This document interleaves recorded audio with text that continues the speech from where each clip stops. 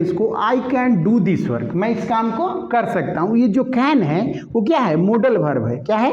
Model verb है। अब समझिएगा चीज़ों को कि मोडल वर्ब कैसे सेंटेंस में यूज हो रहा है। एचबी का मतलब हेल्पिंग वर्ब का, तो कोई भी मोडल वर्ब किसी भी सेंटेंस में कैसे यूज होगा? हेल्पिंग वर्ब के रूप में। ये कभी क्या नहीं हो सकता? मेन वर्ब नहीं हो सकता। मोडल वर्ब कभी भी मेन वर्ब नहीं हो सकता। तो जहाँ भी मोडल वर्ब का यूज हुआ होगा आप देखेंगे कि उसके बाद V1 आना जरूरी है।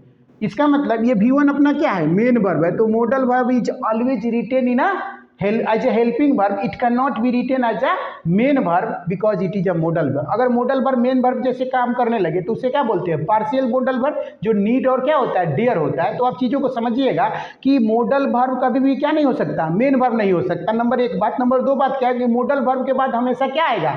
वर्ब का बेस फॉर्म आता है, जिसे क्या बोलते हैं? V1 आता है। तो किसी भी सेंटेंस में आप देखेंगे कि बेस फॉर्म आता होगा मोडल के बाद, मोडल कभी मेन वर्ब नहीं